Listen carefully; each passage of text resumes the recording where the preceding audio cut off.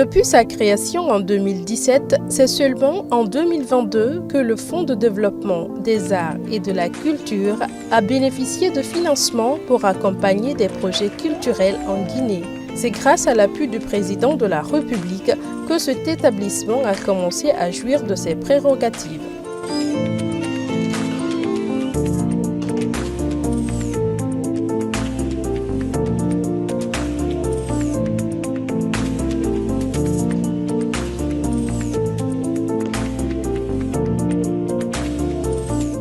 FODAC est un EPA relevant du ministère de la Culture, du Tourisme et de l'Artisanat qui a pour mission la promotion, le développement et le financement des projets culturels dans notre pays. Nous faisons la promotion afin que le secteur puisse se développer. Vous n'êtes pas sans savoir que cette année, nous avons quand même pu accompagner plusieurs projets. Il y a Kanya Soli qui a bénéficié de l'accompagnement du FODAC. Il y a le festival Badja qui aussi a bénéficié de cet accompagnement. Le financement de l'école de cirque, le financement des formations, l'accompagnement d'un certain nombre de projets, que ce soit festival ici à Conakry, mais également à l'intérieur du pays, parce qu'il faut amener les gens aussi à penser à la population de l'intérieur. Toutes les activités culturelles quasiment sont concentrées à Conakry. Et donc le but aussi du fonds, c'est de favoriser ceux qui sont à l'intérieur afin de freiner, pourquoi pas, l'exode et permettre à ces gens-là aussi de bénéficier de la présence des activités culturelles de notre pays.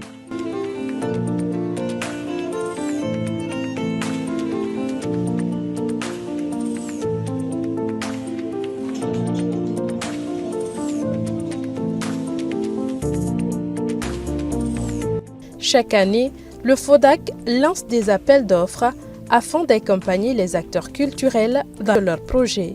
En 2023, par exemple, sur les 100 projets qui ont été soumis, seulement 6 ont été retenus après analyse faite par un comité de sélection. Un processus rude qui, selon le directeur général, permettra aux promoteurs culturels de s'améliorer. C'est les meilleurs que nous essayons de faire passer, c'est les meilleurs qui bénéficient de la subvention, mais ceux qui n'ont pas eu ne sont pas laissés pour compte parce que nous avons organisé des formations pour leur expliquer qu'est-ce qui n'a pas marché dans leur dossier afin qu'ils puissent pouvoir bénéficier au prochain appel à projet des financements de leurs différents projets culturels. C'est vrai qu'au départ, c'était difficile de comprendre parce que tout le monde pensait que comme le fonds est mis en place, il suffisait juste de venir et qu'on prenne de l'argent, on mette à sa disposition. Donc on a eu du temps à leur expliquer le processus. Nous avons un manuel de procédure administrative et comptable. Les projets ne sont pas déposés au niveau de la direction, mais plutôt sur notre site internet. Il y a un comité de sélection qui est mis à cet effet pour pouvoir sélectionner les projets qui répondent aux différents critères qui ont été prédéfinis. Donc, il faudrait d'abord que ce soit une structure qui est enregistrée en Guinée, soit au niveau de la PIP ou au niveau du ministère de l'administration du territoire en ce qui concerne les associations culturelles, et qu'il y ait un projet et que ce projet soit un projet qui non seulement crée de la richesse, mais également de l'emploi. Un projet qui contribue au développement du secteur et que c'est un projet qui touche l'un des sous-secteurs de la culture. Ça peut être les arts de la scène. Ici, je veux parler de la musique, de la danse. Je fais allusion ici du théâtre, du slam, mais également du patrimoine et d'autres sous-secteurs de la culture, entre autres la mode, et tant d'autres sous-secteurs de la culture que nous finançons.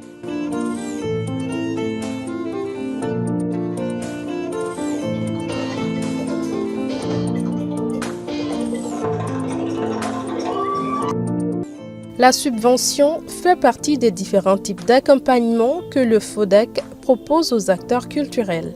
Cette main forte permet aux artistes de hisser haut le tricolore national. Le Fonds de développement des arts et de la culture a son 4 types de fonds.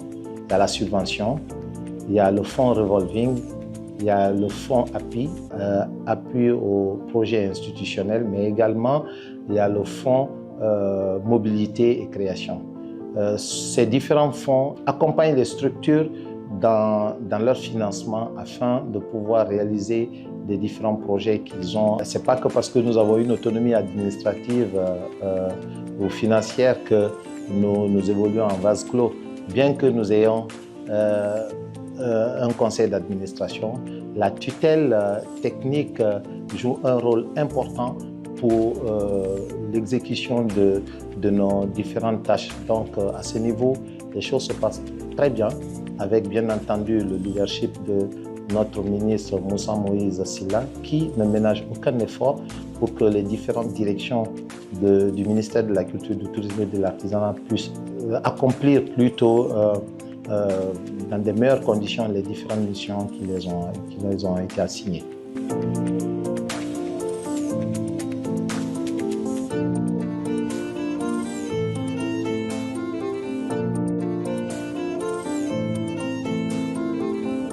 Grâce à l'appui du Fonds de développement des arts et de la culture FODAC, les artistes, acteurs et journalistes guinéens ont participé également au rendez-vous culturel à l'échelle internationale.